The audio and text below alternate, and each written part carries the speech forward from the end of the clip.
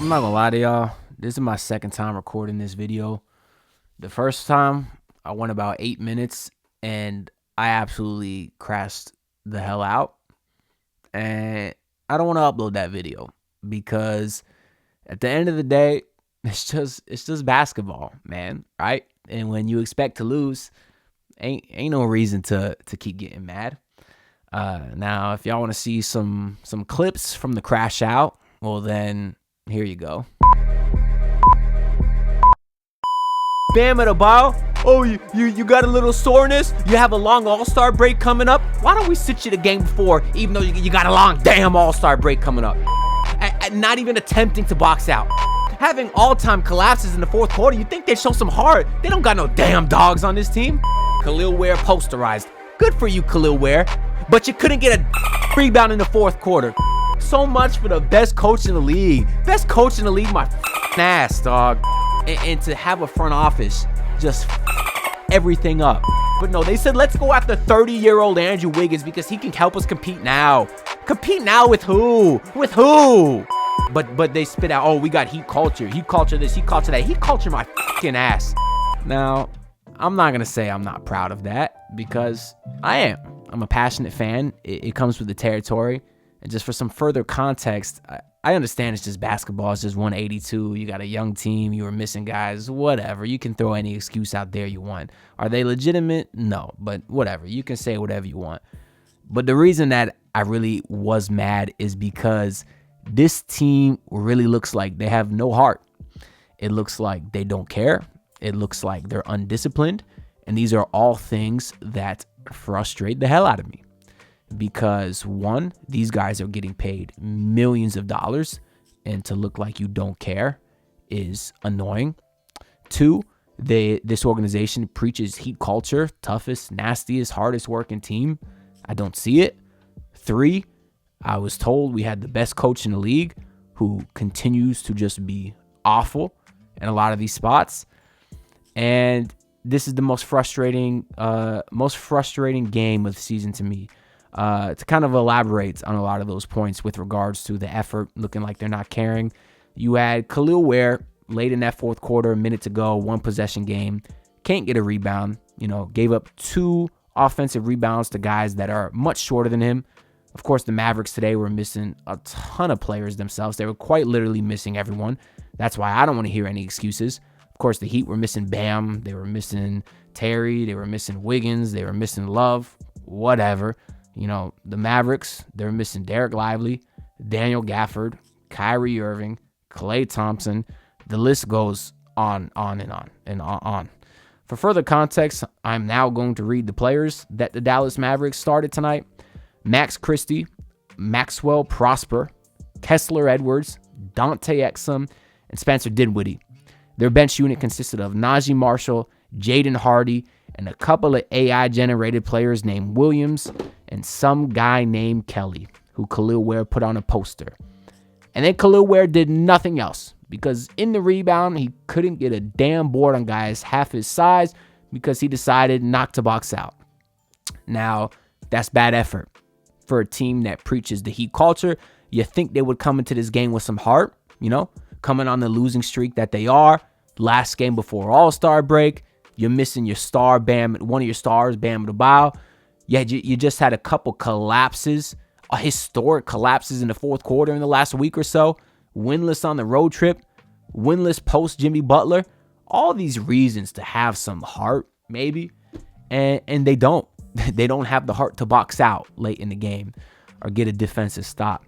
To the part about the bad coaching, you have late in the game Tyler Herro with a chance to tie, misses it. Heat still down 3. Mavericks have the ball, about 20 seconds left, and the Heat don't know the foul. They don't know the score.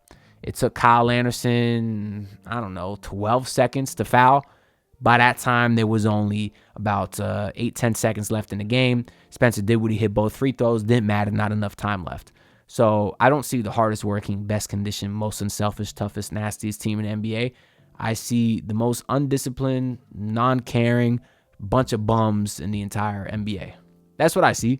And I don't want to make this a whole, free agency trade thing again, because we've been talking about that. But In my last video, I brought up Kevin Durant, and people are saying, oh, why would you trade the young kids for Kevin Durant? Fine. It doesn't have to be Kevin Durant. My point is just seeing the fans and the front office more so overvalue your own talent is just the most frustrating thing to me, because you're seeing the front office continually screw everything up. You had Jimmy Butler, the third best player in this franchise history, and they screwed that up. You weren't able to build around him. And then as a fan, I don't even have to feel good when he left, because they now hate each other because they screwed that up too. If you didn't want to pay him, you could have found an amicable solution to split ways. So you messed it up while he was here. You messed it up during the breakup, and now you messed up the return. Because of this front office's delusion, they are still trying to compete now, which is why they traded Jimmy Butler for a 30-year-old Andrew Wiggins on a long-term contract. Why? I know Wiggins didn't play today. I don't care. He doesn't take this team out of mediocrity. I need to calm down, because I'm getting to the point where I'm getting worked up again. And I can't let it happen. I can't do it. Even in the last time I just recorded this, which y'all won't see the full video, obviously, I started off calm, and then I worked myself up just thinking about it. Thinking about the idiocracy of the front office. Because you could have traded Jimmy for expiring contract, got whatever flexibility. You could have traded him for some young talent, maybe not get Wiggins, get an extra pick, or send Wiggins to another team. Send Wiggins to Toronto into their salary cap space, get an extra pick back. I know Toronto got Ingram. Whoever, you could have did something not to take on Wiggins. But the Heat did it because he was the perfect fit, and they thought they could still compete with him. What? What are we doing? The front office, they didn't want to trade for Damian Lillard. They didn't want to trade the young guys for him. You had Pat Riley disrespect Joe Cronin by sending an unfair package to deal with. Joe Cronin's still a bum, but I'm sure he was disrespected by Pat Riley's final offer. And then it's been reported numerous times that the Heat were unwilling to go all in for Dame. All in means Tyler, Jaime, Jovic in the picks, whatever. And the Heat didn't want to do that. Why? Now you got Jaime Jaquez. He's not even in the rotation last game when almost everyone's healthy. He played today out of necessity, and he wasn't good. He had a few baskets inside early on, but the IQ was not there. He's missing Khalil Ware left and right, cutting to the rim. You have Jaime Jaquez shooting threes. Why? I don't know. But you have Jaime Jaquez essentially out of the rotation, taking a major step back this year. Nikola Jovic had a hot streak earlier, but now he's been terrible. You have a game like today where he's being guarded by guys a half a foot shorter than him, and he shoots 3 of 11. He's missing layups. He's not playing defense. Last game versus OKC, can't stop turning the ball over. He's still young. He will get better, but he's never going to turn into someone who can be the guy. He might be a good starter, a good role player in this league, but you don't hold on to someone with that kind of ceiling and not get Damian Lillard. You don't do that. And then you kept Tyler Herro, and a lot of Heat fans are saying, oh, well, the Heat won that trade in hindsight. I'm glad they didn't trade Tyler for Damian Lillard. Why? Because Tyler Herro made an all-star game based off good stats in the regular season, and then the second he plays a good defense like OKC, he's worthless? Because the kind of defense that OKC played last game is the kind of defense you're going to see in the playoffs.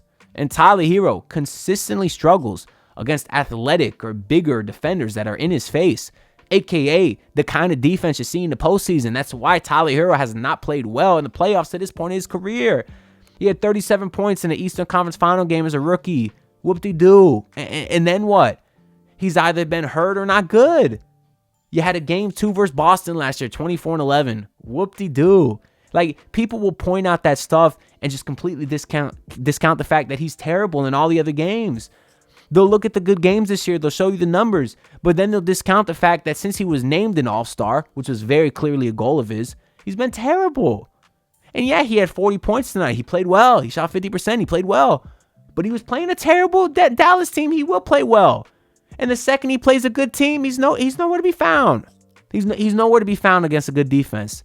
Tyler Herro's a great player. He's a great complementary piece to a star, but he's not the star. And the Heat don't want to trade him for Damian Lillard. You know how different things would be now if the Heat had Dame? You would have had Dame and Bam and Jimmy. They wouldn't have been a playing team last year. They would have been better than that. So Jimmy would have never got hurt versus Kelly Oubre. And then the Heat maybe go on another run last year. Who knows? And now the domino effect that led to this ugly breakup with Jimmy. And now you're sitting on Andrew Wiggins $30 million for the next year and a half minimum, 2.5 years if he accepts the player option. Like, come on, what are we doing? What are we doing, guys? It's all you people that say you don't want to trade the young guys for KD. Fine. Would you trade it for Trae Young? Would you have traded it for De'Aaron Fox? I would have. De'Aaron Fox is a star. He is a star. Nikola Jovic, his ceiling is not a star. It's not. Khalil Ware, 15 points in the first half, 2 in the second half, can't get a rebound. His ceiling's not a star. It's not.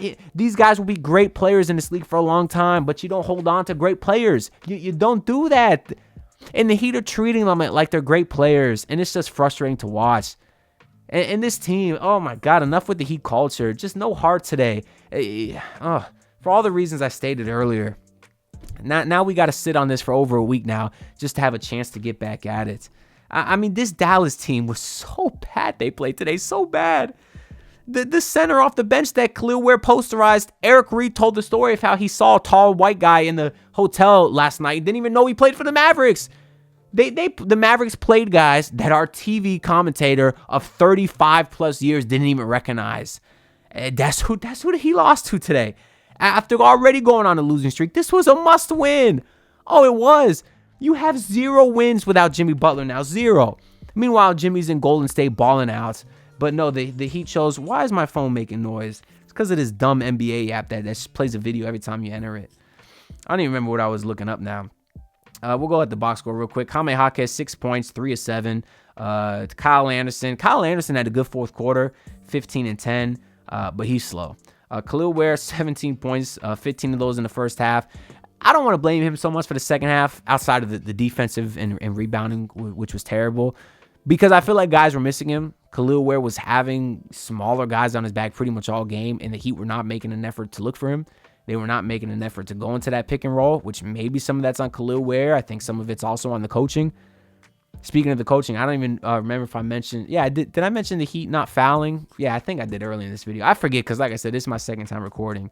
And I can't put up the first one because it was way too many curse words in the first rendition of this video. It was way too many. But yeah, Kyle Anderson was actually okay today. Khalil Ware, 17-9. Tyler Herro, shout out to him. 40 and 8. I do like that without Bam, without the rest of a lot of other guys, he stepped up. Good for him. He overcame a rough shooting first quarter too. But I mean, he was the only one, I guess, really, the only one in that second half, because Davion Mitchell, 5 points, 1 of 4. The defense was fine. And then off the bench, I mean, Alec Burks was okay again, and Nikola Jovic was just a complete no-show. Even worse than that, just an absolute liability. I don't know. The Heat don't have guys that could score. And in the trade deadline, they decided to lean into defense. Why? It's the year 2025. You can't score, and you decide to bring in guys who are not known for scoring. I don't know. It just seems like the front office really screwed everything up. Just everything. And I think it's going to be a very, very dark / mediocre next who knows how many years. That's why I was getting mad in the first video, just because I could see it. I see how bad things are at now, and I don't see a path to it getting better, because the guys you have, again, I like these guys. People might say I'm a hater. I've had people, you're hating you hated on Bam earlier. Show the same energy for Tyler. Like, I was literally called one of the biggest Tyler Herro haters on YouTube last year because I was critical of him. But people just pick and choose what they watch. Wow, Daniel Gafford out 6 weeks. Whew. That Mavs team's got some bad luck. I do feel bad for those fans though. But yeah, like, people pick and choose what they like. If you don't, how are you gonna say I don't do something unless you've watched every video on this channel?